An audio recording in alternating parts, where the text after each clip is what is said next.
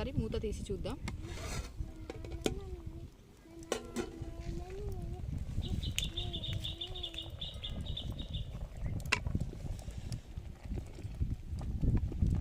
ఇంకా బియ్యం చాలాసేపు ఉడకాలి.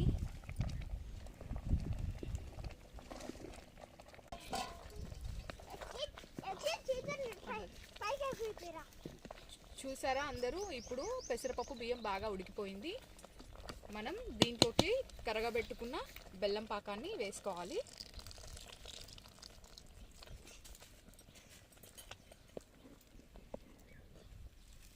తర్వాత షుగర్ని కూడా వేసుకోవాలి. మనకి తీపి ఎంత కావాల్సి వస్తే అంత వేసుకోవచ్చు. తీపి తక్కువగా తినేవాళ్ళు కొంచెం తక్కువగా కూడా వేసుకోవచ్చు.